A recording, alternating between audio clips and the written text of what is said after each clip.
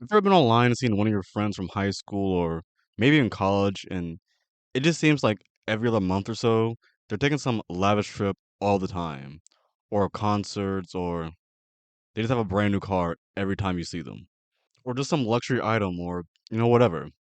And I used to wonder, how can they afford all of that? Like, seriously, I've got to be doing something wrong. But then I just kind of realized that they're probably all in debt. I mean, either they secretly won the lottery, or they're swimming in debt. Or, they got rich parents, a sugar daddy, who knows? And sure, there are exceptions to the rule. Some people might travel for work, or their salary is pretty high relative to where they live, or the cost of living in that area. But that seems like a minority of people.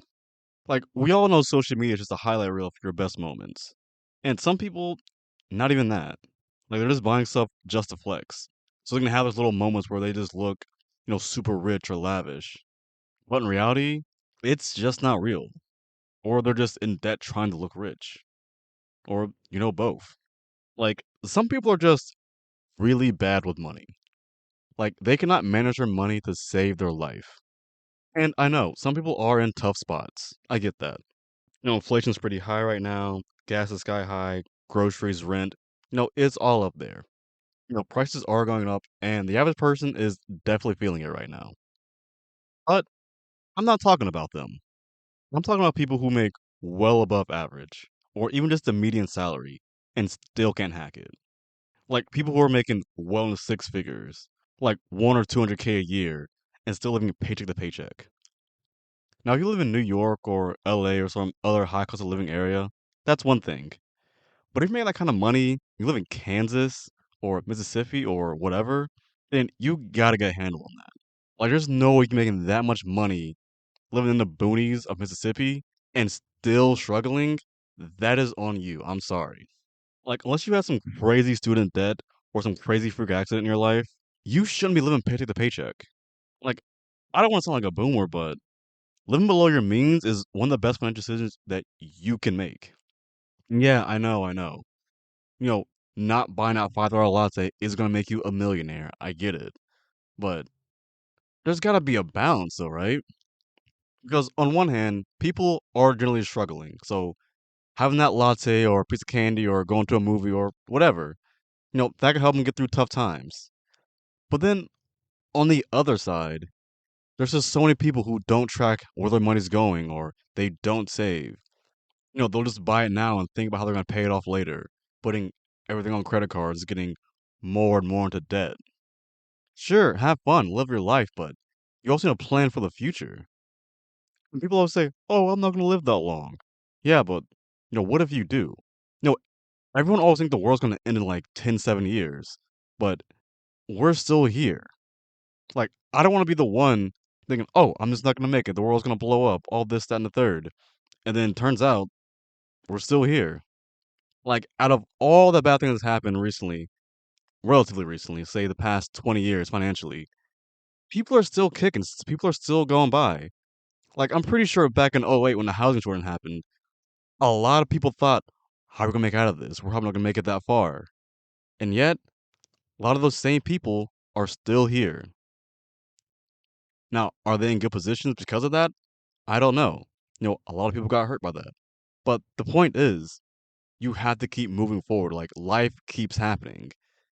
And if you don't prepare for these things, I mean, you can't really prepare for like a financial crisis like '08. But just in general, try to save money or budget a little bit. Like, you kind of got to prepare to just keep going. Like, you kind of have to prepare to like see what you're going to look like at 60. Because for a lot of people, the problem is they don't make enough money. The problem is every time they get a raise, their expenses go up too. And sure, a few upgrades here and there is all right, but you just can't be living on the edge for your entire life. Like, if you're driving a broken down car on its last leg and it's being held together by hopes and dreams, then yeah, upgrade that. That makes sense. But that upgrade doesn't need to be a brand new Beamer or a McLaren. Like, maybe come down a little bit, something that's, more reasonable, like a Honda or Toyota. And those are still nice quality cars. I mean, if you just really want it, sure, go for it, but that has consequences. That costs money. And if you can't afford it, then you're going to be dealing with that debt for a long time. And, people, they want to stunt, make it seem like they're rich. But doing all that just for the gram is just going to put you back in more debt, like right back where you were a year ago. No, you just got to get the new iPhone 25 Plus Max SC BS or whatever else I got out now. You don't have to eat every day. Everything has to be top of the line. Sure, none of these things seem like a big deal on their own, but it adds up fast. And before you know it, you're making twice as much money as you did 5 years ago, but somehow you don't feel any richer. You're still stressed about bills, you're still waiting on payday, and you're still wondering where all your money went. And that, in a nutshell, is lifestyle creep. The more you make, the more you spend. And the scary part is, it doesn't always happen all at once. Like, nobody just wakes up one day and says, you know what? I'm going to spend every dollar I make. Just clear out all my accounts. Like, that never happens. Now, it happens gradually. Small upgrade here, a little upgrade there, until eventually your spending just catches up with what you make. And you're right back at square one. Now, obviously, you're going to spend more money as time goes on and as your life gets better. For me, I think the line is as long as you're saving money when your income increases, you're not spending more than you make, then you're probably good. Like, I'm not saying be a minimalist and you save every penny. Like, you should want to enjoy your life, but it's got to be a balance. And personally, I really hate that phrase, pick yourself up by the bootstraps. I realize that not every poor person can just budget their way out of poverty. But if you're making 10 or 20 times the poverty line, way more than the average person, no, you should be fine. Or at the very least, figure things out. Figure out where all your spending is going, what you can cut, and eventually save up and go from there. Like, you just gotta do what you can. Yes, there are a lot of things that are out of your control. And the economy probably isn't gonna get better anytime soon. But if you also have a crazy spending or gambling habit, that's not gonna help you either. Like, for instance, there's a guy I used to work with when I started working at Walmart. Buddy would buy scratch offs every day on his lunch break. He had like three or four of those huge transformer looking vapes, and he smoked on top of that. Like crazy. So just money problems and problems with his health. He had like 2 to 3 injury drinks a shift. He did sports betting. He had like 10 different credit cards, and I'm pretty sure half of them were just maxed out. And I remember once he had me on Xbox because me and a couple of my coworkers, we would play every now and then. And randomly, he would just go ghost and then get back on like a few weeks later. I'm like, all right, cool, kind of weird. Maybe he's busy. Maybe he's got stuff going on. He would just sell his Xbox to either pay his bills or his gambling or his vapes or whatever. Wait until he gets paid the next week or the week after that, and then buy a new Xbox. And then just repeat that cycle. And I swear he did this like, I don't know, every 3, 4 months. Like, I just know GameStop loved to see this guy coming. And that wasn't even his craziest spending habit. Think the worst, and I mean the absolute worst thing he did is that he got like a 15 or 20K $1,000 loan for his wedding. I don't know who approved this man or who agreed to marry him, but somehow both of those things happened.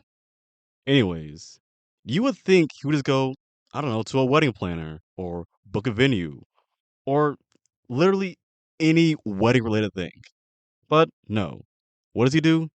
He decides he's gonna take all that money to a casino and just gamble.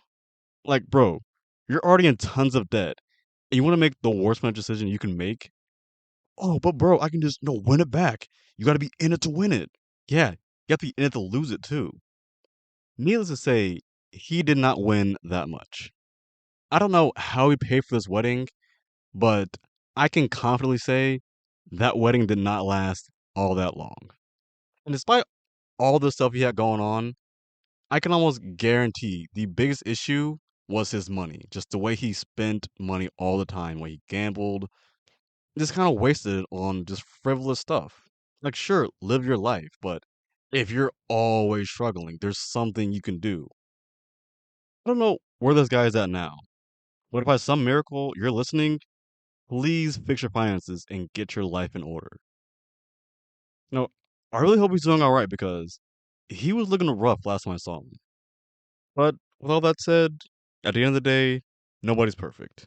Everybody wastes money on something. The goal isn't to never spend money on things you want, but to make sure you're spending money on things that actually make your life better in some way. But yeah, that's the situation. And I'm curious.